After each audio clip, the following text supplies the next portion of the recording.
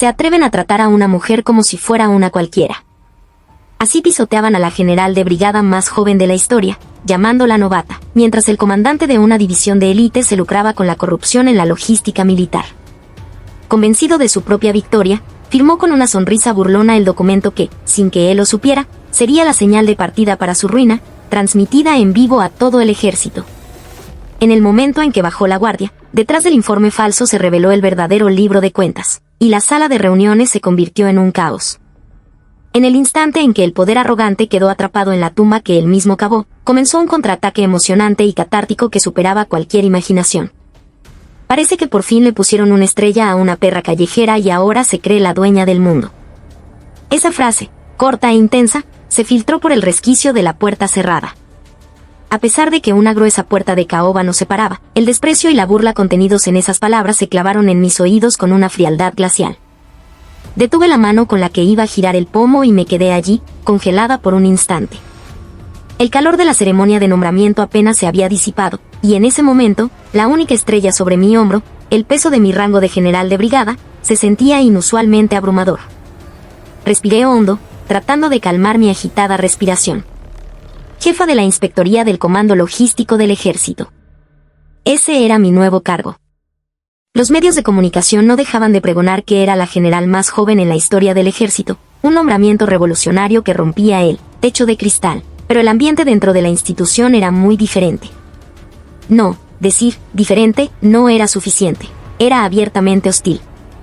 Los oficiales egresados de la Escuela Militar de Chorrillos habían construido una fortaleza impenetrable a su alrededor. Que una mujer, que no provenía de su cuna de oficiales, que había ascendido a través del programa de formación de oficiales de reserva, ROT, y se había especializado en comunicaciones e informática, llegara a empuñar la espada de la inspectoría, era natural que les generara un profundo malestar. Cuando finalmente abrí aquella puerta y entré, el aire en la sala de reuniones se volvió denso al instante.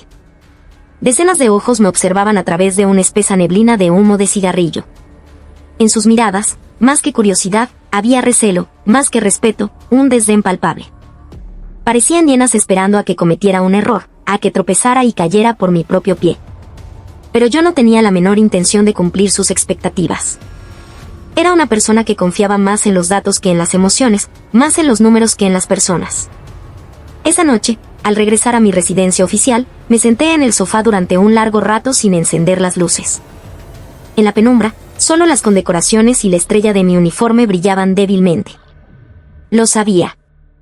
Sabía que no había llegado a este puesto por un favor político o por cumplir una cuota, como ellos susurraban. Lo que me había traído hasta aquí era la intensidad de mis días pasados, analizando miles de páginas de especificaciones de adquisiciones durante noches enteras, detectando errores de hasta un solo sol y desentrañando el flujo de los suministros militares. Mientras ellos forjaban sus redes de contactos brindando con copas de pisco, yo me quedaba frente a un monitor, buscando ineficiencias y fraudes. Pero la realidad era implacable. Los oficiales de Chorrillos que ocupaban los puestos clave en el comando comenzaron a aislarme, a veces de forma sutil, otras de manera descarada. Los informes importantes a menudo saltaban mi línea de aprobación y llegaban directamente al comandante general. Me excluían sistemáticamente de las cenas y reuniones privadas. Incluso el personal de la inspectoría parecía tratarme con distancia, comparándome con mis predecesores y haciendo oídos sordos a mis instrucciones. Era como si me trataran como a un fantasma, esperando que me cansara y renunciara. Recuerdo especialmente un incidente en el pasillo, justo después de presentar mi saludo oficial por el nombramiento. Dos coroneles que pasaban a mi lado me hicieron un saludo a medias y, mientras se alejaban, escuché claramente su conversación. ¿Qué sabrá de logística una mujer que solo ha jugado con radios y computadoras?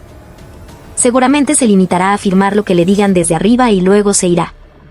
Sus voces no contenían malicia, sino un desprecio puro y absoluto. En ese momento, comprendí. Solo había una forma de ganarme su respeto, demostrar mi valía de la manera que ellos más temían. Encendí la tableta que estaba sobre mi escritorio. La pantalla se llenó con los datos del estado de los suministros logísticos de las divisiones del Ejército del Perú. Esa pantalla, con sus números rojos y azules danzando, era para mí tanto un campo de batalla como un arma. En lugar de una respuesta emocional, comencé a preparar el contraataque más frío y certero posible. El hecho de que me subestimaran, llamándome novata, era en realidad mi mayor oportunidad. Mi mirada, que navegaba por un océano de datos, se detuvo en un punto. La 18ª Brigada Blindada, una unidad clave responsable de la defensa de la capital, Lima, y un trampolín tradicional para que sus comandantes ascendieran a los puestos más altos del ejército. Su estado de abastecimiento era, a primera vista, demasiado perfecto. El consumo de combustible, las solicitudes de repuestos, la distribución de uniformes. Cada cifra coincidía con la precisión de un manual de texto. Sin embargo, en estadística, la perfección excesiva es la señal más fuerte de manipulación. Comencé a cruzar los datos de mantenimiento de vehículos y el historial de bajas de la 18ª Brigada de los últimos 3 años. Y encontré una fisura, minúscula pero imposible de ignorar. En ciertos trimestres, el kilometraje de los vehículos aumentaba, pero la solicitud de consumibles esenciales como llantas y aceite de motor disminuía o se mantenía estancada. Esto era físicamente imposible. Si un camión se mueve, sus ruedas se desgastan y su motor necesita lubricación. Pero en los libros de la 18ª Brigada, sus camiones MAN parecían levitar, recorriendo las carreteras sin consumir repuestos. Una leve sonrisa se dibujó en mis labios. En la oscuridad, el reflejo de mi rostro iluminado por la pantalla del monitor apareció en la ventana. Ya no quedaba rastro de la general recién nombrada e intimidada. Solo brillaban los ojos fríos de un depredador que ha localizado a su presa. Decidí que la 18ª Brigada Blindada sería el objetivo de mi primera inspección regular. No era un simple cumplimiento del deber. Era una silenciosa declaración de guerra a todos aquellos que me habían despreciado llamándome novata. El día estaba amaneciendo. Me puse el uniforme de gala que había planchado durante la noche y ajusté mi apariencia frente al espejo. La estrella sobre mi hombro brillaba con agudeza bajo la luz del sol matutino. La guerra había comenzado. Una guerra sin disparos ni humo de pólvora, pero un juego de supervivencia brutal que solo terminaría cuando alguien tuviera que quitarse el uniforme. Tomé mi maletín y salí de la residencia. El aire de la mañana era especialmente frío, pero en mi pecho, algo ardiente comenzaba a hervir. Cuando el sedán negro oficial atravesó la puerta de armas de la 18ª Brigada Blindada, observé con atención el paisaje del cuartel. Jardines bien cuidados, un asfalto barrido sin una mota de polvo y centinelas en postura marcial. A simple vista, era el epítome de una unidad modelo. Sin embargo, para mí, esa perfección resultaba extrañamente grotesca. Sentía una disonancia, como si una herida purulenta estuviera cubierta con un envoltorio llamativo. Al llegar frente al edificio del comando, los oficiales del Estado Mayor de la división estaban formados en fila. Pero el protocolo de recepción estaba sutilmente alterado. Según el reglamento, cuando un inspector general visita, debería ser recibido por el segundo comandante de la división. Sin embargo, la persona frente a mí no era el segundo comandante, sino el jefe de logística de la división. En términos de rango, un coronel para recibir a una general de brigada era una notable falta de cortesía. Era un claro desaire, el primer mensaje del general de división sobre lo que pensaba de mí. Bienvenida, mi general. Ha sido un largo viaje. El general de división le espera en su despacho, dijo el jefe de logística con un saludo formal, pero su expresión denotaba más fastidio que tensión. Sin mostrar ninguna emoción, seguí su guía hacia el interior del edificio. Las miradas de los oficiales con los que me cruzaba en el pasillo tampoco eran amables. Ignorando deliberadamente sus ojos, que me observaban como a una intrusa, me detuve frente a la imponente puerta del despacho del comandante. «Que pase», se oyó una voz arrogante desde el interior. La puerta se abrió y me encontré cara a cara por primera vez con el general de división Mateo Rivas, comandante de la 18ª Brigada Blindada. Estaba recostado con aire displicente en un sofá de cuero en el centro de su espacioso despacho. Sobre su escritorio, junto a su placa de identificación, una placa conmemorativa de la Escuela Militar de Chorrillos estaba colocada de forma ostentosa. Se levantó lentamente cuando entré, pero no fue un gesto de cortesía, sino más bien una exhibición de su corpulencia. «Bienvenida, General Vargas». «O debería llamarla jefa de inspectoría», dijo, extendiendo la mano para un apretón que resultó ser innecesariamente fuerte. Era una prueba de fuerza. Sin pestañear, le devolví la mirada directamente a los ojos y correspondí al apretón. «Como se sienta más cómodo, mi general». Sin embargo, en un entorno oficial, le agradecería que usara mi cargo. Mi respuesta serena hizo que el ceño del general Rivas se frunciera ligeramente. Me indicó que me sentara en el sofá de enfrente y ordenó a su asistente que sirviera café. Tan pronto como las tazas estuvieron sobre la mesa, comenzó lo que parecía más una reprimenda que una conversación. El general Rivas, haciendo sonar la tapa de su taza, abrió la boca. General Vargas, ¿cuánto tiempo lleva en el servicio? Yo, si cuento desde mis días de cadete, ya supero los 35 años. Comenzó a relatar su carrera militar con todo detalle, desde sus hazañas como joven teniente en la zona de emergencia del Braem hasta su brillante paso por la Dirección de Política del Estado Mayor del Ejército. El mensaje era simple: yo soy un soldado de pura cepa, y usted es una teórica de escritorio, así que no intente impresionarme. La inspección, sabe, no se trata solo de mirar papeles. Hay que conocer los problemas del terreno. A veces se necesita flexibilidad para que una unidad funcione. Usted, general Vargas, no tiene experiencia como comandante de campo, así que quizás no entienda bien estas cosas. Enfatizó las palabras, experiencia de campo. Su actitud de tratarme como una novata era tan obvia que ni siquiera intentaba disimularla. Una general que no era de Chorrillos, con poca experiencia de mando y además mujer. A sus ojos, yo era solo un títere con una estrella en el hombro, ignorante de los asuntos reales. Fingí llevarme la taza a los labios mientras recorría lentamente su despacho con la mirada. Una costosa pintura de la escuela cusqueña colgaba de la pared, una alfombra persa de primera calidad cubría el suelo, y en una esquina había un purificador de aire y un equipo de sonido de última generación. Eran objetos que de ninguna manera podían haberse adquirido con los fondos asignados para equipamiento de oficina. El ambiente de su despacho estaba muy lejos de la austeridad que predicaba del soldado de campo. Tendré muy en cuenta sus palabras, mi general. Escuchar la voz del terreno es importante. Por eso, en esta inspección, pienso centrarme más en el terreno que en los documentos. Ante mis palabras, el general Rivas soltó una risita.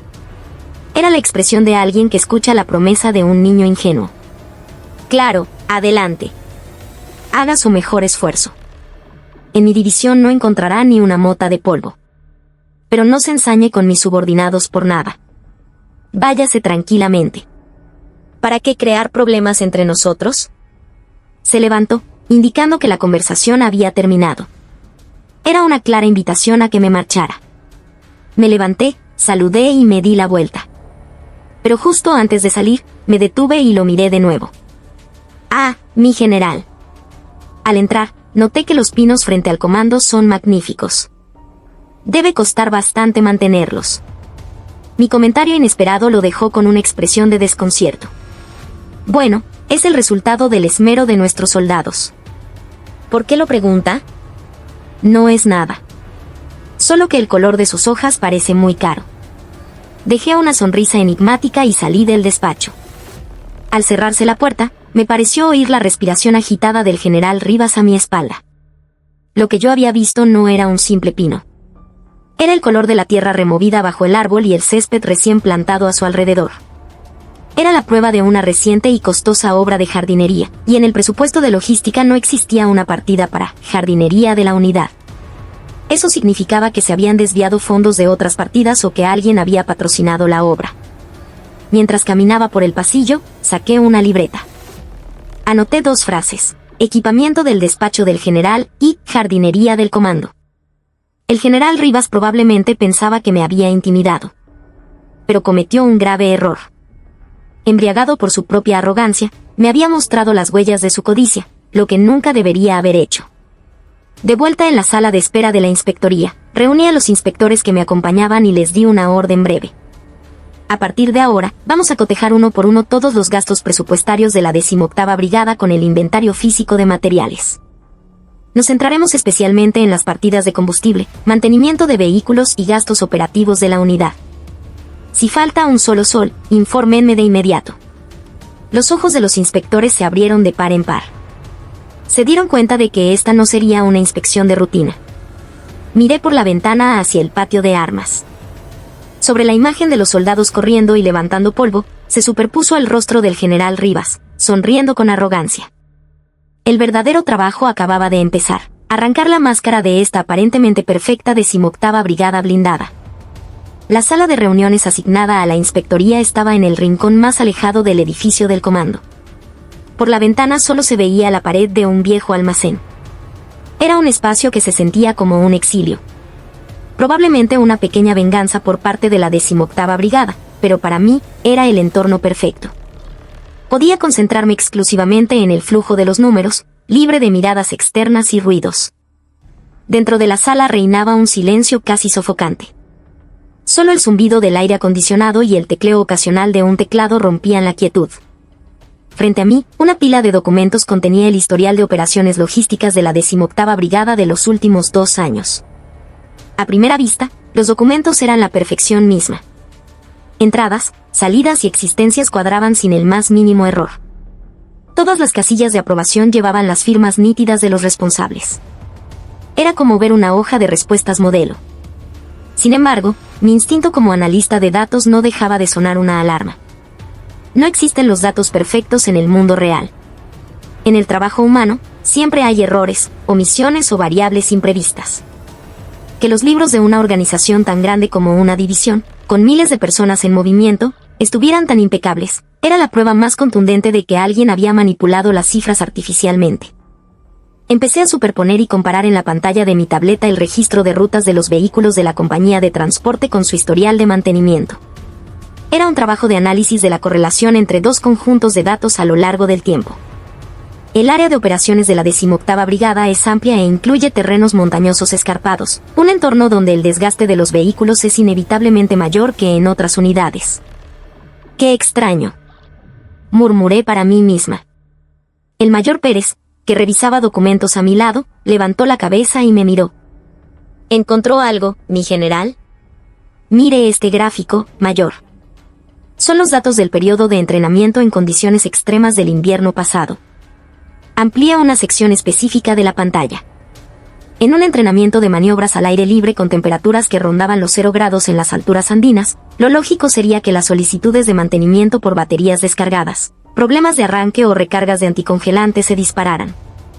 De hecho, el registro de consumo de combustible mostraba que los vehículos se habían movido sin cesar durante el entrenamiento. Sin embargo, el historial de solicitudes de repuestos de mantenimiento dibujaba una línea horizontal, igual que en un periodo normal. Los vehículos se mueven, pero no se cambian las piezas. O se averían y siguen funcionando sin reparación. El mayor Pérez también frunció el ceño. Es físicamente imposible. Con el aumento de la conducción en terreno difícil, debería haber al menos un registro de cambio de ballestas o amortiguadores. Pero está demasiado limpio. Ese es el punto. En el papel, mantienen una tasa de operatividad vehicular del 95%. Que los vehículos funcionen perfectamente sin cambiar repuestos es un milagro. Amplié el rango para revisar los datos de los últimos 2 años. El patrón era claro. Con o sin entrenamiento, cambiaran las estaciones o no, la cantidad de solicitudes de repuestos se mantenía a un nivel constante, como si hubiera sido generada por una máquina. Esto no reflejaba la demanda real, sino el típico patrón de solicitudes basadas en asignaciones, donde las cifras se ajustan al presupuesto. Esto dejaba 2 posibilidades. Primero, que realmente no estuvieran haciendo el mantenimiento y los vehículos fueran bombas de tiempo rodantes. Segundo, que estuvieran obteniendo los repuestos de una fuente no oficial y embolsándose el presupuesto para los repuestos genuinos. En cualquier caso, era una grave violación del reglamento. Me levanté de un salto. Mayor Pérez, nos vamos al batallón de transporte ahora mismo. Mi movimiento repentino sobresaltó al oficial de enlace de la 18ª Brigada, que esperaba fuera de la sala. Mi general, ¿a dónde va? Ya casi es hora del almuerzo que tenemos reservado. Su nerviosismo era evidente. Probablemente esperaba que me pasara el día entero encerrada en esta sala, revolviendo papeles. Comeremos más tarde. Vamos a dar un paseo para hacer la digestión. Llévenos al taller de mantenimiento del batallón de transporte. Ante mis palabras, el rostro del oficial de enlace palideció. Mi general, el batallón de transporte está ahora mismo pintando el suelo del taller, así que el acceso es difícil. El olor a pintura es fuerte y, sobre todo, hay problemas de seguridad. Era una mentira obvia. Un trabajo programado como pintar el suelo debería haber sido informado con antelación. Era una excusa improvisada porque yo había decidido ir. Perfecto. Si están pintando, significa que todos los vehículos estarán fuera.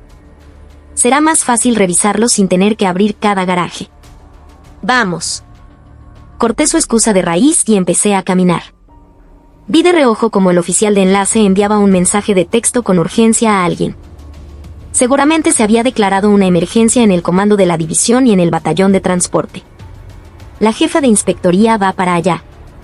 El sonido de mis tacones resonaba inusualmente fuerte en el pasillo. Mi corazón empezó a latir con fuerza. Tenía que ver con mis propios ojos que se escondía al final de la contradicción que mostraban los números, y que era lo que ellos intentaban ocultar con tanto ahínco. Los pasos del mayor Pérez y de los otros inspectores a mi espalda se sentían como el apoyo de un ejército leal. La lucha con los libros de cuentas había terminado. Era hora de enfrentar la fría realidad. El patio de armas del batallón de transporte estaba envuelto en una nube de polvo. Al parecer, habían recibido el aviso del comando de la división. A lo lejos, se veía a soldados y oficiales con uniformes de faena moviéndose ajetreadamente, limpiando y ordenando algo. Cuando mi vehículo se detuvo frente al taller de mantenimiento, el comandante del batallón de transporte, un teniente coronel, llegó corriendo, sin aliento. Tenía la frente perlada de sudor frío y sus ojos no dejaban de moverse, inquietos. A sus órdenes.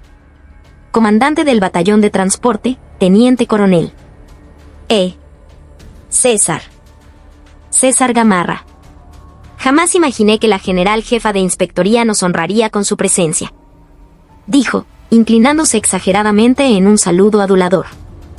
Bajé del coche, me ajusté los guantes y miré a mi alrededor. El olor a aceite y a metal recién cortado me golpeó la nariz. Lamento la visita inesperada. Estaba revisando los documentos y me entró curiosidad por ver el terreno. Me dijeron que estaban pintando, pero no huelo a pintura. Mi pregunta punzante hizo que el comandante del batallón tartamudeara, desconcertado. Es que... Esta mañana la humedad subió de repente y pospusimos el trabajo. El oficial de enlace debe haberse equivocado. Sí. Entonces no habrá problema para revisar los vehículos, ¿verdad?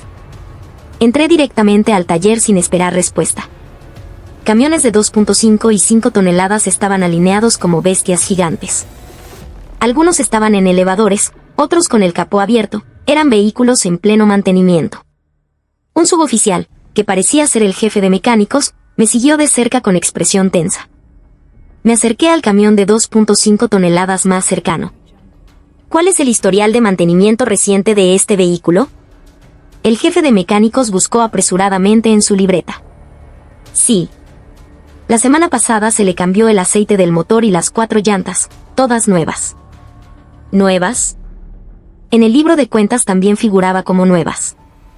Me agaché para inspeccionar las ruedas traseras del camión. Las llantas estaban cubiertas de un abrillantador negro que las hacía relucir, y las ranuras de la banda de rodadura eran profundas. A primera vista, parecían nuevas. Pero mis ojos buscaban algo más. Todas las llantas tienen un código con la fecha de fabricación y el número de serie de la fábrica. Con la mano enguantada, limpié el polvo de la pared lateral de la llanta y, con una linterna de mano, verifiqué el código. Estas son llantas reencauchadas. Mi voz baja resonó en el taller. Silencio. El martilleo, el zumbido del compresor de aire. Todo se detuvo de golpe. El rostro del comandante del batallón se tornó ceniciento. No puede ser. La marca R está bien clara en el costado. Y mire aquí, ¿ve estas marcas de pegamento? La junta donde se añadió caucho nuevo sobre la llanta gastada es perfectamente visible. ¿Cómo puede ser esto nuevo? Me levanté y miré al comandante del batallón con ojos fríos. El uso de llantas reencauchadas en vehículos militares, especialmente en camiones que transportan tropas, está estrictamente prohibido. Es una cuestión directamente relacionada con la seguridad. Sin embargo, en los documentos se había facturado el precio de llantas nuevas de primera calidad. Comandante del batallón, explíquese. En los libros figura que se compraron llantas nuevas a 800 soles la unidad, pero en el vehículo hay llantas reencauchadas de 200 soles. ¿A dónde fueron los 600 soles de diferencia por llanta? El comandante del batallón movió los labios, pero no le salía la voz. Su mirada vagaba por el aire, inquieta, como si buscara a alguien. En ese momento, se oyeron pasos apresurados desde la entrada del taller. General, no puede hacer esto aquí. El que llegó corriendo era el jefe del Estado Mayor de la división. se interpuso en mi camino, jadeando. Revisar una unidad subordinada así, sin previo aviso, va en contra del procedimiento. Podría considerarse una violación de la cadena de mando. Intentaba presionarme desviando el tema. Era la táctica habitual de quienes son descubiertos en un acto ilícito, aferrarse a cuestiones de procedimiento. ¿Violación de la cadena de mando? Estoy realizando una inspección sin previo aviso según el reglamento de inspectoría. Y acabo de encontrar indicios claros de malversación. Le respondí con firmeza, sin retroceder un ápice. Mayor Pérez, tome fotos de estas llantas como prueba ahora mismo y comience a inventariar todas las llantas en este taller. Y usted, comandante del batallón, tráigame inmediatamente las órdenes de compra originales de las llantas y los informes de recepción. Ante mi orden, el jefe del Estado Mayor intervino con expresión severa. No puede ser. Esos documentos están actualmente inaccesibles porque el servidor de la red de la división está en mantenimiento. Y por normas de seguridad, no se pueden sacar del cuartel. ¿Mantenimiento del servidor? Otra excusa obvia. Se negaban sistemáticamente a entregar las pruebas. Esto me convenció de que no se trataba de un simple caso de corrupción a nivel de batallón. Si el propio jefe del Estado Mayor de la división venía a detenerlo, el cerebro de este masivo fraude de llantas debía estar mucho más arriba. Si el servidor no funciona, debe haber un libro de cuentas original escrito a mano. Tráigalo. Eso está guardado en lo profundo de un almacén y tomará tiempo encontrarlo. El jefe del Estado Mayor intentaba ganar tiempo. Probablemente para manipular o destruir los libros mientras tanto. Lo miré directamente a los ojos y dije con voz baja pero firme. Le daré tiempo. Pero esperaré aquí, sin moverme un solo paso. Aunque tengamos que pasar toda la noche, esperaré hasta que traigan el original. Y si los documentos aparecen dañados o se pierden, la responsabilidad recaerá en todos ustedes, y les costará el uniforme. Una tensión palpable se apoderó del taller. Los soldados con sus uniformes manchados de grasa nos observaban con ojos asustados, mientras que los oficiales, inquietos, solo miraban al jefe del Estado Mayor. Me quedé allí, de brazos cruzados, como si estuviera clavada en el suelo. El olor a caucho de las llantas era nauseabundo, pero no era nada comparado con el hedor de la corrupción militar. La guerra ya había comenzado, y no había vuelta atrás para mí. Apenas 2 horas después del altercado en el batallón de transporte, recibí una llamada de la oficina del general de división. Era una invitación a cenar con él. No tenía motivos para negarme. De hecho, podría ser una buena oportunidad. Una oportunidad para ver qué cartas jugaría en lo más profundo de su territorio. El lugar de la cita no era un elegante restaurante fuera del cuartel, sino el salón VIP del comedor de oficiales, conocido como Salón Huascarán. Era su santuario privado, perfectamente aislado de miradas externas. Al entrar en la sala que me indicaron, ya había un banquete servido. Hongos de porcón de Cajamarca, lomo fino de primera y un whisky de Malta que era difícil de encontrar incluso en las licorerías más exclusivas de Lima ocupaban el centro de la mesa, platos que no existen en el menú reglamentario del ejército. El general de división Mateo Rivas me recibió vestido con ropa cómoda de civil. La arrogancia que había mostrado en su despacho había desaparecido, reemplazada por la sonrisa afable de un vecino amigable. Eso lo hacía sentir aún más siniestro. General Vargas, ha tenido un día duro. Mis oficiales del Estado Mayor son un poco rígidos y no la han tratado como se merece. Siéntese. Con mano experta, abrió la botella de whisky y llenó mi vaso. El sonido del líquido amarino llenando el cristal resonó con fuerza. No levanté el vaso. Lo miré fijamente. No bebo alcohol durante el servicio. Y en medio de una inspección, tener una reunión a solas con el jefe de la entidad inspeccionada es una violación del reglamento. Ante mi respuesta rígida, el general Rivas se rió a carcajadas y se bebió su vaso de un trago. Vamos, general, ¿quién más está aquí aparte de nosotros dos? Además, piense que esto no es alcohol, sino una copa para fortalecer la camaradería. Si uno es demasiado estricto, termina por romperse. Se llevó un trozo de carne a la boca y continuó. Me han dicho que ha montado un buen espectáculo en el batallón de transporte. El comandante vino a verme con cara de funeral. Es bueno que los jóvenes tengan entusiasmo, pero nuestro ejército no es un lugar que funcione siempre según el manual. Pronunció la palabra, manual, con un deje de burla. Luego, bajó el tono de voz y susurró confidencialmente. Para serle sincero, sé lo de las llantas.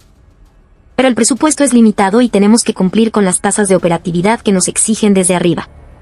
Fue una pequeña viveza para salir del paso. Si vamos a llamar a eso malversación, todos nuestros oficiales de logística tendrían que quitarse el uniforme. ¿Acaso quieres ser la mala de la película que deja sin trabajo a sus compañeros? Estaba tergiversando hábilmente la situación. Un claro acto de corrupción lo presentaba como una práctica inevitable y mi legítima inspección como una persecución a mis subalternos. Cumplir el reglamento es el deber de un soldado. Hacer pasar llantas reencauchadas por nuevas para quedarse con la diferencia no es una práctica, es un delito. ¿A dónde fue todo ese dinero? Mi pregunta directa hizo que la mirada del general Rivas se endureciera por un instante. Dejó el vaso sobre la mesa con un golpe seco y se inclinó hacia adelante. General de Brigada Vargas, ¿todavía no entiende por qué la he llamado? Mis compañeros de promoción son ahora el jefe de personal del Ejército y el director de política del Ministerio de Defensa. Si cree que solo se está metiendo con la 18ª Brigada Blindada, está muy equivocada. Este mundo, mi estimada, está tejido como una telaraña. Era una amenaza inequívoca. Alardeaba de sus conexiones y me advertía que si continuaba con la inspección, no podía garantizar mi futuro. Sacó un sobre de un cajón y lo deslizó sobre la mesa. Por su grosor, pude adivinar lo que contenía. Este es un pequeño presente para conmemorar su visita a nuestra división. Invite a cenar a su personal de inspectoría y cierre este asunto como un desliz personal del comandante del batallón de transporte. Si lo hace, mi gente se asegurará de que su próximo destino sea uno excelente. Es un arreglo beneficioso para ambos, ¿no cree? Ni siquiera miré el sobre. Sentí una náusea que subía por mi garganta, pero mantuve una expresión fría. Me levanté lentamente. Rechazo la cena. Y le sugiero que guarde ese sobre, podría ser considerado como prueba de un intento de soborno. Mi próximo destino será el resultado de mi trabajo. No tengo la menor intención de beneficiarme de sus contactos. El rostro del general Rivas pasó del rojo al púrpura. Ya no fingía amabilidad. Mocosa insolente. Te doy una oportunidad y me la desprecias. ¿Crees que porque te han puesto una estrella en el hombro puedes hacer lo que quieras? ¿Cuánto tiempo crees que durarás en ese puesto? Puedo hacer que te quiten el uniforme mañana mismo. Su grito resonó en la habitación. Me ajusté la gorra y le hice un saludo respetuoso, pero gélido. Añadiré sus palabras al acta de inspección en la sección de abuso de autoridad y amenazas por parte de un superior. Se hace tarde. Descanse. Salí del salón Huascarán sin mirar atrás. A mis espaldas oí el sonido de un vaso rompiéndose y una sarta de insultos, pero no detuve mi paso. Al salir, el aire frío de la noche me refrescó el rostro acalorado. Más que miedo, sentía una obstinación creciente. Si se exaltaba tanto e intentaba detenerme de esa manera, era porque lo que había tocado era solo la punta de un iceberg de corrupción mucho más grande que unas simples llantas. La guerra estaba a punto de convertirse en una batalla total. A la mañana siguiente, el ambiente en la oficina de la inspectoría era tenso. Después de mi encuentro con el general de división, la actitud de la 18ª Brigada se había vuelto aún menos cooperativa. Las solicitudes de documentos eran respondidas con un "estamos revisando las normas de seguridad", y el personal clave, como si se hubieran puesto de acuerdo, respondía con un "no sé nada". Mis inspectores también empezaban a mostrar signos de agotamiento. Teníamos fuertes sospechas, pero el camino para obtener pruebas contundentes estaba bloqueado. Decidí cambiar de estrategia. Si los documentos estaban bloqueados, tendría que llegar a las personas. La corrupción es cometida por personas, y en ese proceso, siempre hay alguien que siente remordimientos de conciencia o está descontento por un trato injusto. Ordené a mis inspectores que investigaran los expedientes personales, las evaluaciones de desempeño y los historiales disciplinarios recientes de los oficiales de logística de la 18ª Brigada. Revisando docenas de nombres, uno en particular llamó mi atención: Capitán Carlos Quispe, oficial de abastecimiento del Departamento de Logística. Egresado de la Escuela Militar de Suboficiales, había servido con diligencia en unidades de campo desde su nombramiento. Lo curioso era su desempeño. En los últimos 2 años, había recibido 2 condecoraciones del general de división por su excelente gestión de suministros, pero en las evaluaciones para el ascenso, había sido superado repetidamente por sus compañeros más jóvenes egresados de Chorrillos. Aún más sospechoso era su registro de horas extras. Cada fin de mes, se quedaba en la oficina hasta la madrugada. La razón oficial era inventario, pero era extraño que se quedara solo a algo cuando todos los demás oficiales de logística ya se habían ido a casa. Intuitivamente, sospeché que él era el obrero detrás de toda esta manipulación. Convoqué al capitán Quispe a la oficina de la inspectoría. Poco después, entró por la puerta con un aspecto demacrado. Tenía ojeras oscuras bajo los ojos hundidos y las mangas de su uniforme de combate estaban gastadas. Era un marcado contraste con el rostro reluciente y la ropa impecable del general Rivas. Se sentó frente a mí, visiblemente tenso, sin saber dónde fijar la mirada. Capitán Carlos Quispe, siéntese y descanse un poco. ¿Quiere un café? Le ofrecí una taza de café caliente y noté que su mano temblaba ligeramente. Comencé la conversación con un tono suave, no para interrogarlo sobre la corrupción, sino para preguntarle sobre las dificultades de la vida militar. He oído que es de Cajamarca. En su expediente dice que su madre vive sola. ¿La visita a menudo? La mención de su familia hizo que la mirada del capitán Quispe vacilara. No, mi general. Estoy muy ocupado, no puedo ir seguido. Solo la llamo por teléfono. La vida militar es dura, ¿verdad? Uno trabaja duro y nadie lo reconoce, y debe ser frustrante ver cómo los compañeros con mejores contactos te adelantan. Mis palabras tocaron su punto más sensible. Se mordió el labio con fuerza y bajó la cabeza. Empujé hacia los impecables libros de contabilidad de la 18ª Brigada que estaban sobre mi escritorio. ¿Usted hizo estos libros? Son excelentes. No es fácil hacer que los números cuadren tan perfectamente. El capitán Quispe ni siquiera pudo mirar los libros. Su nuez de Adán se movió visiblemente. Como oficial de abastecimiento, hice mi mejor esfuerzo al prepararlos, dijo con voz apenas audible. Se notaba en todo su cuerpo que estaba mintiendo. Acerqué mi silla a la suya y le hablé con voz baja pero firme.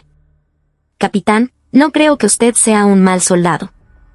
Al contrario, me parece una víctima, alguien tan diligente que no pudo negarse a las órdenes injustas de sus superiores y tuvo que pasar noches enteras cuadrando números. Los hombros del capitán Quispe se estremecieron. Mi suposición era correcta. El general Rivas intentó anoche echarle toda la culpa al comandante del batallón de transporte. Es el típico chivo expiatorio. ¿Quién será el siguiente? Podría ser el que preparó estos libros. Podría ser usted. Su rostro palideció. Debía ser el escenario que más temía.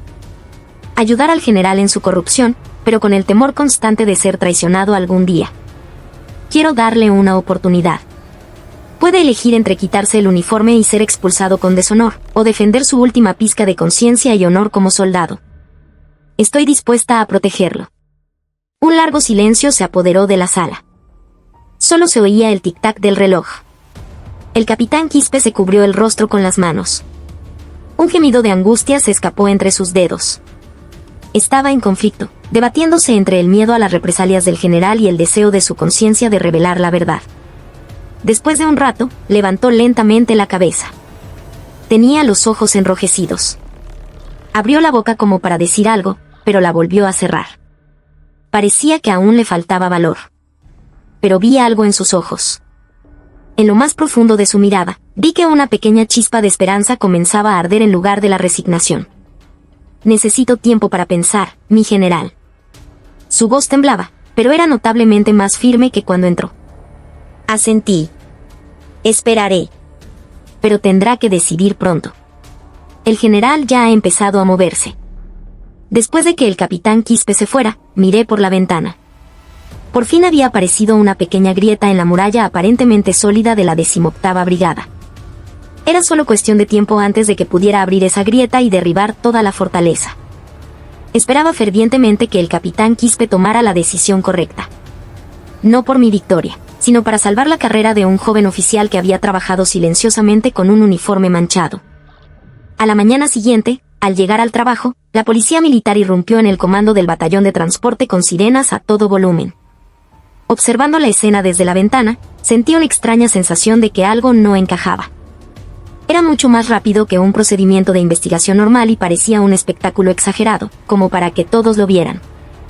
Poco después, el comandante del batallón de transporte salió esposado, sujetado por ambos brazos por la policía militar. Su rostro, ya resignado, estaba pálido y mantenía la cabeza gacha. Inmediatamente, Sonó el teléfono de mi oficina. Era el general Rivas. General Vargas, ¿lo ha visto?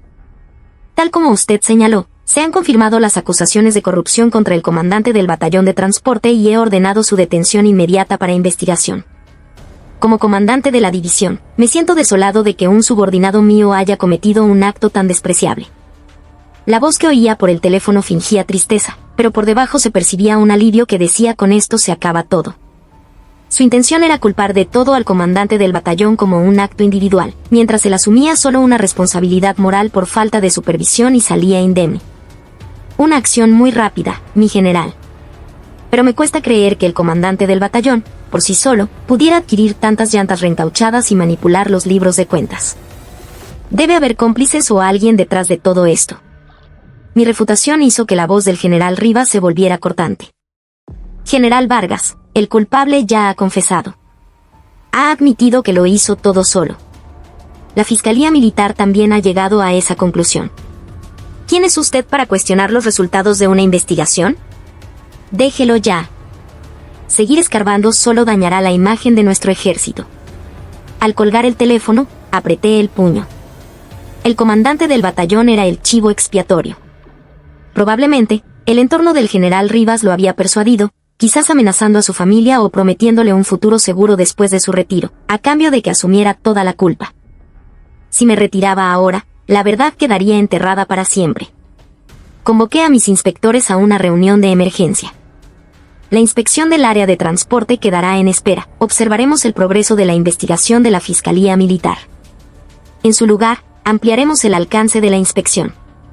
A partir de ahora, investigaremos exhaustivamente los recibos de entrega de uniformes y los gastos de alimentación de todas las unidades subordinadas de la 18ª Brigada. En particular, verifiquen cómo se gastaron realmente los fondos para comidas especiales y cenas de camaradería de los soldados, cotejando cada recibo. Hubo un murmullo entre los inspectores. Estaban sorprendidos por mi intención de escalar el conflicto a una guerra total, cuando ya era difícil lidiar solo con la corrupción en el transporte. Pero no podía retroceder. Si me bloqueaban en el tema de las llantas, tenía que atacar otro flanco que aún no hubieran tenido tiempo de cubrir. La comida que llegaba a la boca de los soldados y la ropa que vestían. Si tocaba los elementos más básicos de la vida de un soldado, la alimentación y el vestuario, las denuncias de los propios soldados empezarían a llover, y el general de división ya no podría tapar el sol con un dedo. Desde esa tarde, la oficina de la inspectoría se convirtió en un campo de batalla. Rebuscando entre montañas de solicitudes de alimentos y registros de distribución de uniformes, buscamos la herida purulenta de la 18ª Brigada. El general Rivas dirigiría sus flechas de acusación hacia mí, pero yo esperaría a que entrara en pánico y cometiera un error, mientras seguía investigando con más tenacidad. Con la ampliación de la inspección a todos los frentes, el ambiente en la división se volvió hostil. En medio de todo esto, comenzó un gran ejercicio de maniobras al aire libre de la 18ª Brigada. Aunque la costumbre era posponer grandes ejercicios durante una inspección, el general Rivas siguió adelante, con el pretexto de mantener la preparación para el combate. Comprendí que su intención era desviar la atención del equipo de inspección y aumentar la fatiga de las tropas para generar resentimiento hacia la inspección. Al segundo día del ejercicio, ocurrió un accidente. Un vehículo táctico que se desplazaba por una carretera de montaña resbaló en el asfalto mojado y volcó. Afortunadamente, los soldados a bordo solo sufrieron heridas leves, pero el vehículo quedó semidestruido. Al recibir el informe, intenté ir al lugar del accidente, pero el jefe del Estado Mayor de la división me bloqueó el paso. General, el lugar del accidente es peligroso. Y ahora estamos muy ocupados con la gestión del accidente, así que por favor no venga. Su actitud era mucho más firme que antes. Y esa misma noche, el general Rivas convocó una reunión de emergencia de comandantes y envió un informe de situación al Comando General del Ejército. El contenido de ese informe fue impactante. La causa principal del reciente accidente de vehículo es la sobrecarga de trabajo de los comandantes y la intimidación psicológica de los conductores, debido a un calendario de inspección irrazonable. La constante presencia del equipo de inspección en el taller de mantenimiento, revisando los vehículos, ha reducido el tiempo esencial para el mantenimiento necesario. El informe me culpaba a mí y a la inspectoría del accidente. Era una calumnia flagrante. La falta de tiempo para el mantenimiento se debió a que ellos perdieron el tiempo con trabajos de pintura para aparentar, y la intimidación de los conductores se debió a que tenían que conducir por peligrosas carreteras de montaña con llantas reencauchadas desgastadas. Pero el general Rivas era un experto en manejar a los medios.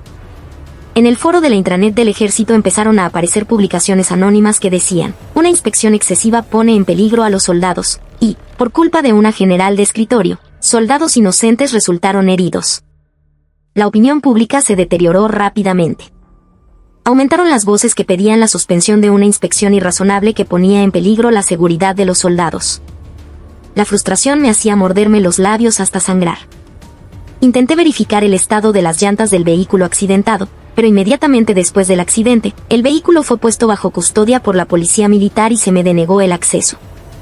El general Rivas utilizó este accidente como pretexto para enviar una solicitud formal al Comando General del Ejército para suspender la inspección. Estaba utilizando la sangre de los soldados como un escudo para encubrir su corrupción.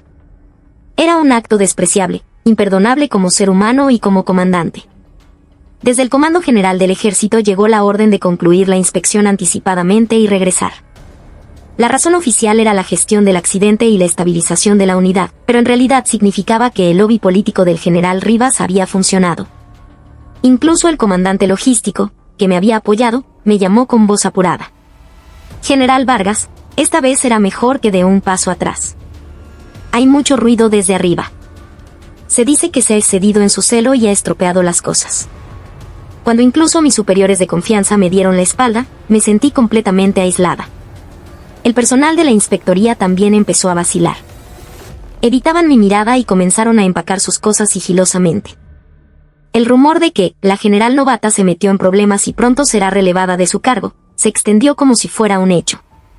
Cada vez que pasaba por el pasillo, los susurros y las miradas burlonas se clavaban en mi espalda como flechas. Esa noche, me quedé sola en la sala de reuniones vacía.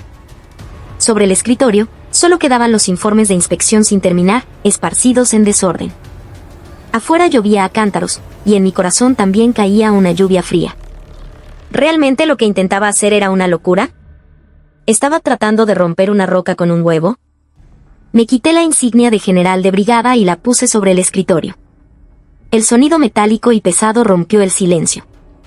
Sentí que el honor y el orgullo que había defendido durante mis 30 años como soldado estaban siendo negados por completo por las maquinaciones de un solo general corrupto. Una fuerte tentación de renunciar me invadió. Si me quitaba el uniforme y me iba, al menos podría evitar el estigma de ser una comandante incompetente que puso en peligro a sus subordinados. Pero entonces, mi mirada se posó en un portarretratos en la esquina del escritorio. Era una foto con mi padre, ya fallecido, el día de mi nombramiento como oficial. Mi padre, que había sido suboficial toda su vida, me dijo mientras me ponía las insignias de alférez en los hombros: Lucía, el rango de un soldado no es poder, es responsabilidad. Sé una soldado de la que no tengas que avergonzarte. Las palabras de mi padre resonaron en mis oídos. Si me rendía ahora, me convertiría en una cobarde fugitiva. Sería cómplice de aquellos que se enriquecen a costa de la vida de los soldados. Volví a tomar la insignia y la coloqué en el cuello de mi uniforme de combate. Me temblaban las yemas de los dedos, pero mi mente se calmó. Esto no ha terminado hasta que termine. Todavía me quedaban unos días. Hasta que la orden de regreso se hiciera oficial, yo seguía siendo la jefa de la inspectoría de la 18ª Brigada Blindada. Era tarde en la noche, la víspera de la finalización de la inspección. Estaba en mi alojamiento, una habitación individual en la residencia de oficiales, terminando el último informe. Ya había empacado mis cosas y estaba escribiendo, resignada, aceptando la derrota. En ese momento, oí unos golpes suaves en la puerta. Al abrir, vi a un hombre empapado por la lluvia. Era el capitán Carlos Quispe, el oficial de abastecimiento. Su rostro estaba aún más demacrado que la última vez que lo vi en la oficina de la inspectoría, pero sus ojos brillaban con una luz intensa. Miró a su alrededor, asegurándose de que nadie lo viera, y entró rápidamente en la habitación. «Capitán Quispe, ¿qué hace aquí a estas horas?» Con mano temblorosa, el capitán Quispe sacó un pequeño objeto de su bolsillo. Era una memoria USB del tamaño de un dedo. «Mi general, esta es mi última pizca de conciencia», dijo, tratando de recuperar el aliento. Aquí dentro está el verdadero libro de cuentas del presupuesto militar que el general Rivas ha desviado en los últimos 3 años. Las llantas son solo la punta del iceberg. Uniformes, combustible, alimentos, incluso los costos de construcción de las instalaciones de la unidad. En todas las partidas, se gestionaba un doble libro de contabilidad. Tomé la memoria USB con manos temblorosas. ¿Por qué me trae esto ahora? Tenía miedo. Pero cuando me enteré del accidente del ejercicio, no pude soportarlo más. Un compañero de promoción, un capitán de compañía, iba en ese vehículo. Saber que fue por las llantas reencauchadas y quedarme callado. Me pregunté innumerables veces si merecía llevar este uniforme. Gruesas lágrimas cayeron de los ojos del capitán Quispe. Inmediatamente, encendí mi laptop y conecté la memoria USB. Al abrir los archivos que aparecieron en la pantalla, no podía creer lo que veía. El general Rivas había creado una empresa fantasma a nombre de su esposa y había hecho parecer que los suministros entregados al ejército se habían comprado a través de esta empresa, embolsándose una enorme diferencia. El dinero de la compra de equipos de desecho a precio de nuevos iba directamente a la cuenta de la empresa fantasma, y parte de ese dinero, bajo la apariencia de bonificaciones o gastos de representación, había sido entregado como soborno a altos mandos de unidades superiores. Había registros de todo. Esto no era una simple malversación. Era la prueba irrefutable de una enorme red de corrupción de poder que podría sacudir a todo el ejército. Entre los archivos, incluso había una grabación de la reunión en la que se intentó encubrir la causa del accidente del ejercicio. La voz del general Rivas, ordenando que se culpara a la inspección para desviar la opinión pública, se oía con total claridad. Capitán, ha hecho un gran trabajo. Esto es un cuchillo que puede cortar la yugular de ese hombre. Le apreté la mano con fuerza. Mi mano estaba tan caliente como la suya. Mi general, por favor, demuestre que la justicia existe. Se lo prometo. Apostaré mi rango, no, apostaré todo lo que tengo para extirpar este tumor purulento. Después de que el capitán Quispe se fuera, pasé la noche analizando y organizando los datos.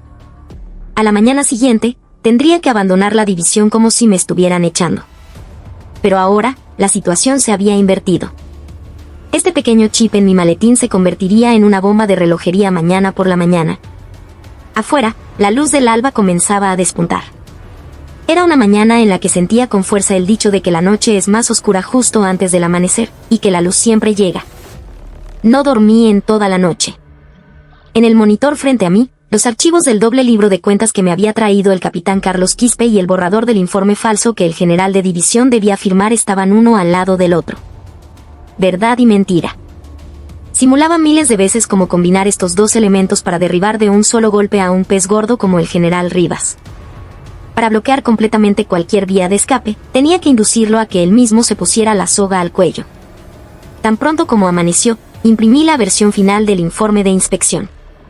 Por supuesto, era el informe falso que tanto deseaba el general Rivas. Reducía todas las acusaciones a un acto de corrupción personal del comandante del batallón de transporte, y el comando de la división solo asumía una responsabilidad moral.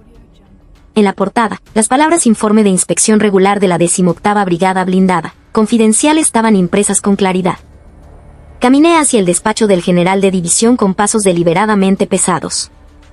Mantuve los hombros caídos y una expresión de derrota y fatiga en el rostro. Los oficiales del Estado Mayor con los que me crucé en el pasillo me miraron con una sonrisa de victoria.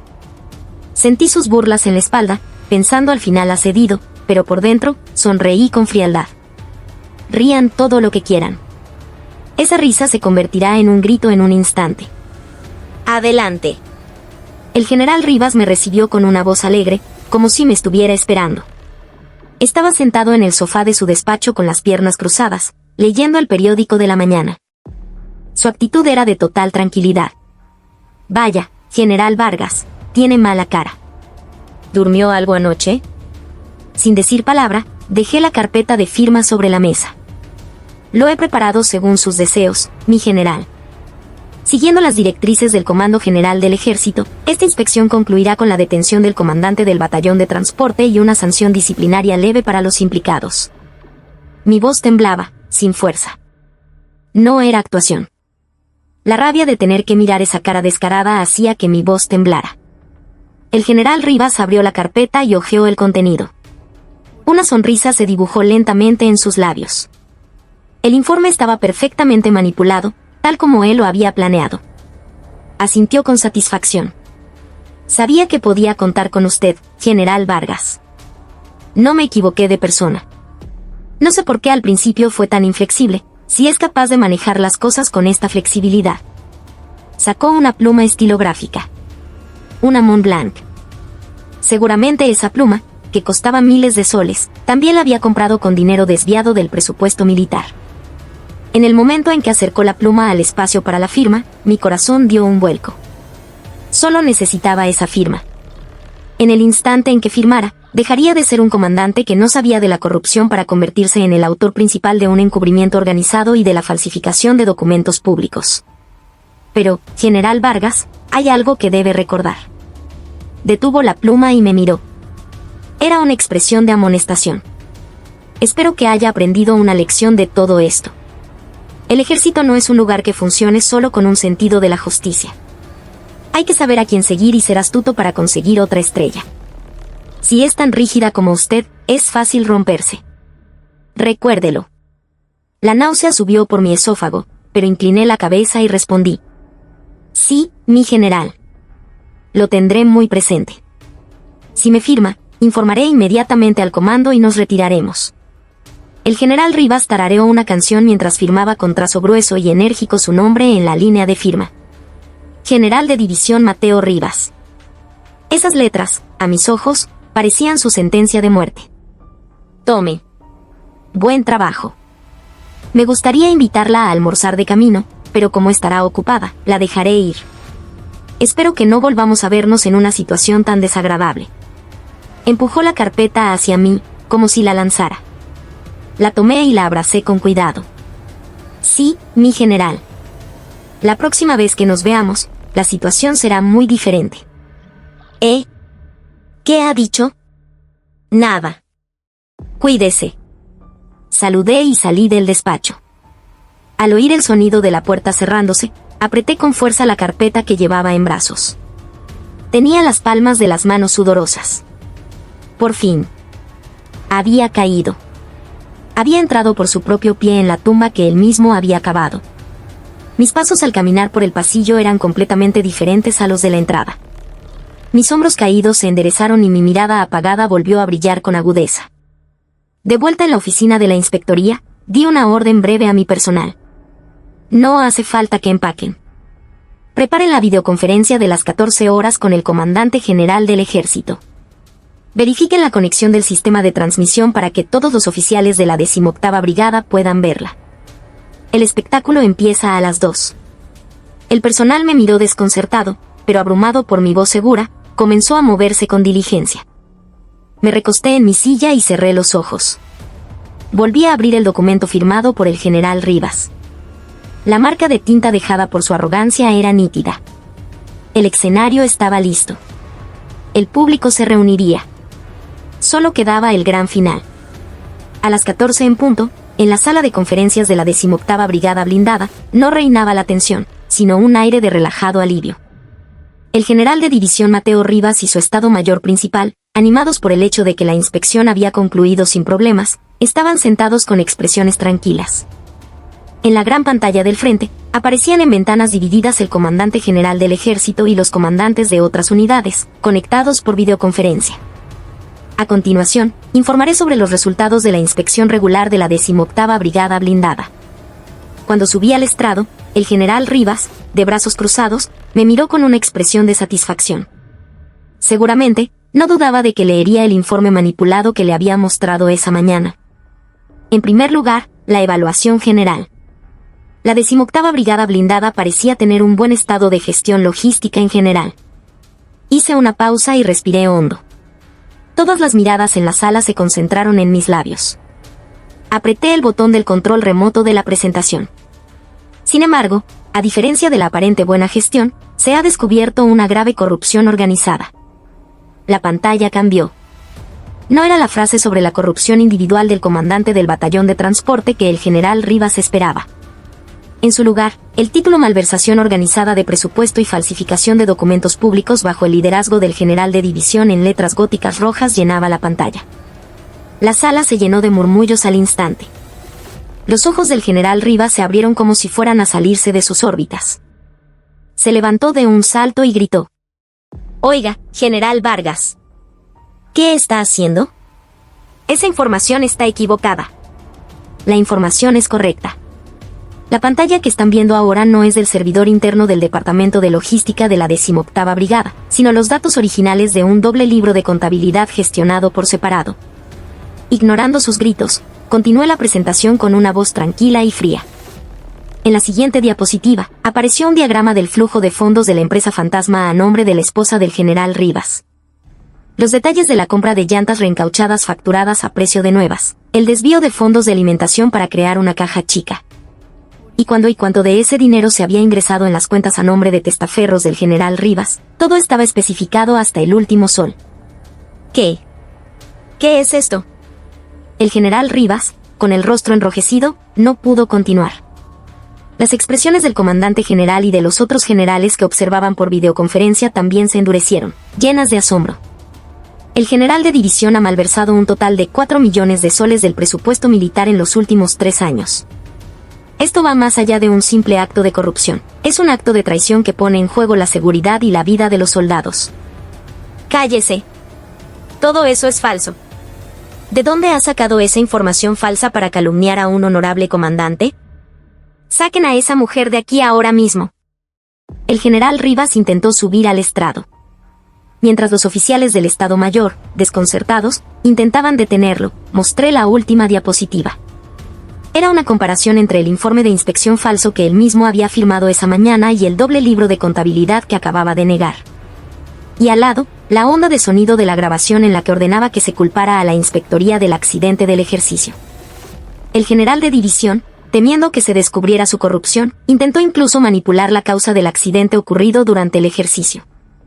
Y esta mañana, firmó personalmente un informe falso que encubría todos estos hechos. Aquí está la firma manuscrita del general, una prueba irrefutable. La sala quedó en silencio. El general Rivas se desplomó en su sitio, como si le hubieran fallado las piernas. En la pantalla, el comandante general habló con voz cargada de ira. «General Rivas, ¿es cierto lo que se está informando? ¿Realmente ha hecho usted algo así?» «Mi comandante general, no es cierto. Es un malentendido. Esa mujer me ha tendido una trampa». Se defendió con cobardía, pero ya era demasiado tarde. Todas las pruebas eran demasiado perfectas. Bajé del estrado y caminé lentamente hacia el general Rivas, que estaba sentado en el suelo. «No es una trampa, mi general. Esta es la tumba que usted mismo ha estado cavando durante los últimos 3 años. Yo solo he colocado la lápida». Mi voz era baja, pero resonó con claridad en cada rincón de la sala. Mientras él me despreciaba llamándome novata, yo había estado afilando mi espada. Y ahora, la punta de esa espada apuntaba directamente a su corazón. La puerta de la sala se abrió y los investigadores de la Fiscalía Militar, siguiendo las órdenes del comandante general, irrumpieron en la sala. Los pasos de los investigadores con sus trajes grises acercándose al general Rivas sonaron como los de un verdugo. Él miraba al vacío, aturdido. Las 2 estrellas sobre sus hombros, ese poder que una vez fue brillante, perdían su luz y caían al suelo en ese mismo instante. La sala de conferencias parecía haberse detenido en el tiempo. El silencio fue roto por el sonido de los tacones de los investigadores de la Fiscalía Militar. Un sonido rítmico, toc, toc, que sonaba como una cuenta atrás que apretaba el cuello de Mateo Rivas. Él, todavía sentado en el suelo, me miraba atónito. Sus ojos, que apenas 10 minutos antes se burlaban de mí, convencidos de su victoria, ahora habían perdido el foco y temblaban violentamente. «General de división Mateo Rivas, queda usted detenido de urgencia por los delitos de malversación, prevaricación, falsificación y uso de documento público, y abuso de autoridad según el Código de Justicia Militar». El investigador principal se paró frente a él y le mostró la orden de detención. Una sola hoja de papel. Esa delgada hoja de papel tenía un poder mucho más pesado que las 2 estrellas en sus hombros. Solo entonces, como si volviera en sí, Mateo Rivas gritó desesperadamente: «No saben quién soy. Soy el comandante de la 18ª Brigada Blindada. ¿Quién se atreve a ponerme una mano encima?». Intentó levantarse, apartando la mano del investigador. pero su forcejeo fue patético y desordenado, como el de un hombre que se ahoga. Los investigadores, con movimientos entrenados, inmovilizaron sus brazos. Vargas. Tú, desgraciada. ¿Cómo te atreves a hacerme esto? ¿Crees que me quedaré de brazos cruzados? ¿Crees que mis compañeros, mis superiores, te dejarán en paz? Gritaba, con las venas del cuello hinchadas, dirigiéndose a mí. Su aspecto no tenía nada de la dignidad de un comandante. Era simplemente el de un sinvergüenza cualquiera cuya codicia había sido descubierta. Los oficiales de su Estado Mayor presentes en la sala desviaron la mirada o miraron al suelo. Ellos, que tanto lo habían adulado, ahora eran como las ratas que abandonan primero el barco que se hunde. Nadie se adelantó para defenderlo. Me acerqué a él lentamente. Y mirándolo directamente a los ojos, le susurré. Esos compañeros y superiores en los que tanto confía están viendo esta pantalla ahora mismo. Señalé la pantalla. El sistema de videoconferencia seguía conectado, y en la pantalla, los altos mandos del ejército observaban toda la escena con expresiones gélidas. Ninguno de ellos sentía compasión por él. Al contrario, sus miradas reflejaban el deseo de marcar distancias, temerosos de que las llamas los alcanzaran. Usted no merece llevar este uniforme. El dinero que se robó son las lágrimas de las madres que envían a sus hijos al ejército, y es el deber de defensa que los soldados cumplen temblando en el frío más intenso. Usted no robó dinero, robó la sangre y el sudor de sus subordinados. Ante mis palabras, los labios de Mateo Rivas temblaron. Ya no pudo replicar.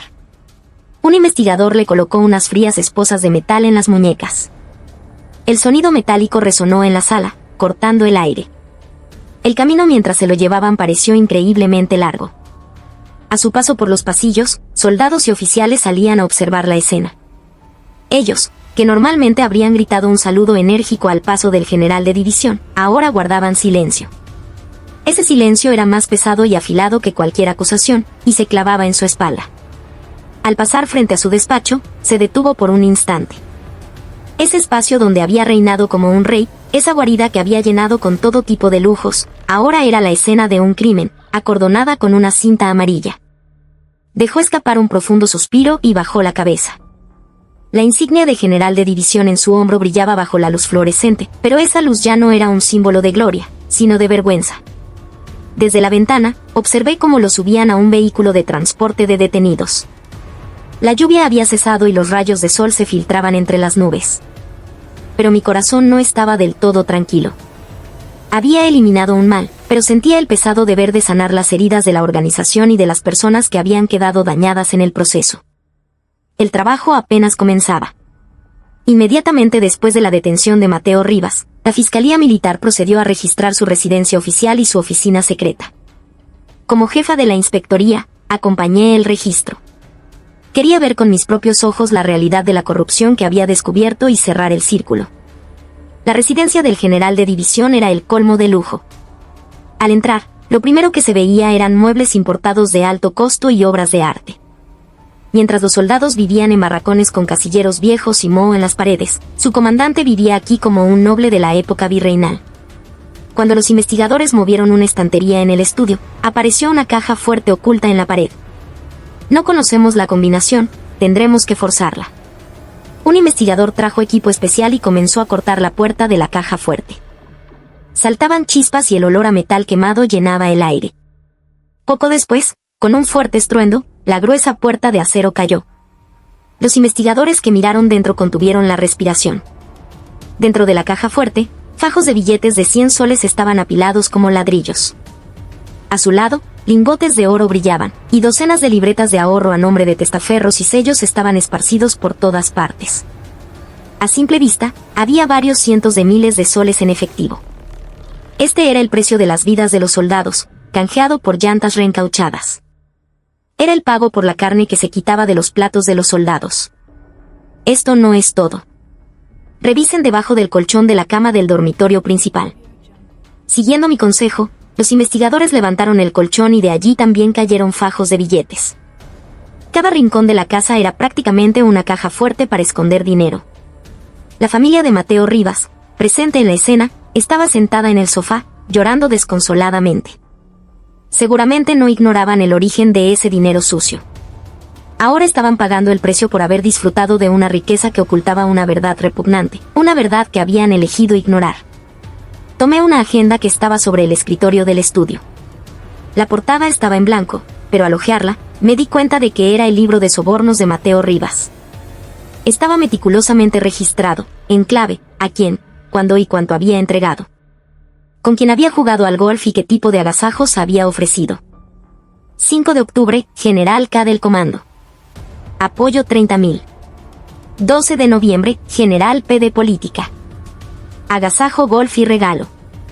Esta agenda era la prueba definitiva de que no se trataba solo de la corrupción de Mateo Rivas, sino de una cadena de corrupción profundamente arraigada en el ejército. Probablemente había guardado estos registros para salvarse o para ascender más alto. Pero, irónicamente, estos registros se convirtieron en el grillete que arrastraría al abismo a todos aquellos que lo protegían. El registro continuó hasta altas horas de la noche. Docenas de cajas de pruebas fueron cargadas en un camión. Al salir de la residencia, miré al cielo. En la oscuridad total, las estrellas brillaban con intensidad. Pensé que las verdaderas estrellas son las que están en el cielo, no los trozos de metal en los hombros de un uniforme. Comprendí una vez más la verdad de que una estrella que no puede brillar por sí misma, sino que lo hace chupando la sangre de sus subordinados, está destinada a caer. El fiscal militar a cargo de la operación se acercó y me saludó. Ha trabajado duro, mi general Vargas. Si no fuera por su perseverancia, esta enorme red de corrupción habría quedado enterrada para siempre. Esta agenda será una caja de Pandora. Dicen que en el fondo de la caja de Pandora estaba la esperanza, ¿no es así? Una vez que estirpemos este tumor purulento, quizás nuestro ejército también tenga esperanza. Esbocé una sonrisa, melancólica pero firme. El viento sopló y rozó mi uniforme, pero ya no sentía frío. Algo ardiente llenaba mi pecho. No era la satisfacción de haber hecho justicia, sino el alivio de haber aliviado, aunque sea un poco, la vergüenza que sentía como portadora de este uniforme. Pasaron 2 estaciones. El calor del verano y las heridas dejadas por la guerra contra la corrupción se fueron curando lentamente con la fresca brisa de la primavera limeña. La sentencia del tribunal militar fue severa. El exgeneral de división Mateo Rivas fue condenado a 15 años de prisión, a la devolución total del dinero malversado y a la expulsión deshonrosa del ejército. Los altos mandos cuyos nombres figuraban en su libro de sobornos también fueron destituidos o sometidos a investigación.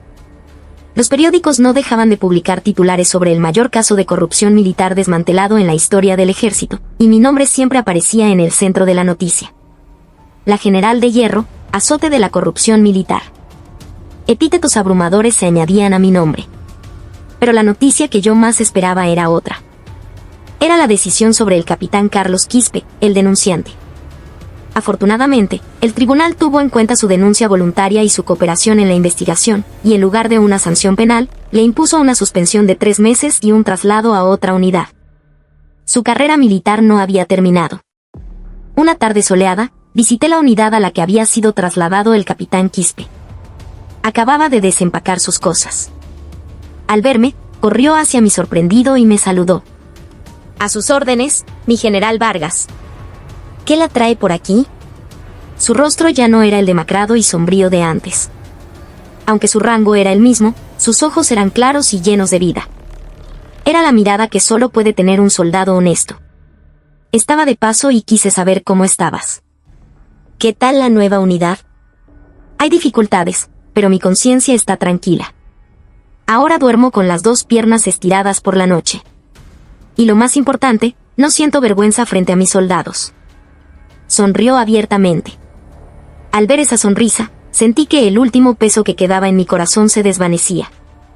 Capitán, gracias al valor que demostraste, nuestro ejército ha podido ser un poco más limpio. Gracias. Espero que sigas con ese espíritu y te conviertas en un excelente comandante. Le di una palmada en el hombro. Él, con los ojos enrojecidos, asintió. De regreso al comando, en el coche, observé el paisaje que pasaba por la ventana. Las bugambillas en flor al borde de la carretera se mecían con la brisa. En el Comando General del Ejército corrían rumores de que mi nombre estaba en la lista de candidatos para el ascenso a general de división. Algunos me felicitaban, diciendo que se me había abierto el camino al éxito. Pero yo lo sé. Sé que cuanto más alto es el rango, más pesado es el peso y la responsabilidad.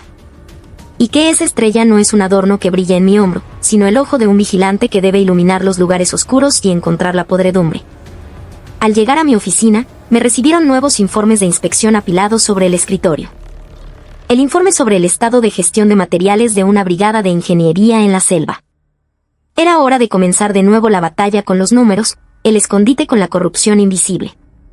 Me quité la chaqueta del uniforme, la colgué en el perchero y me puse una ropa de trabajo más cómoda. Luego, me preparé una taza de café y me senté en mi escritorio. Teniente Mendoza, tráigame los datos cruzados del registro de salidas de cemento de la Brigada de Ingeniería del mes pasado con el diario de obras. Las cifras no cuadran por poco. Ante mi voz, los inspectores comenzaron a moverse con diligencia de nuevo. Afuera, puede que me llamen heroína, pero aquí, yo era simplemente Lucía Vargas, la jefa de la Inspectoría del Comando Logístico del Ejército, exigente, agotadora, pero, sobre todo, una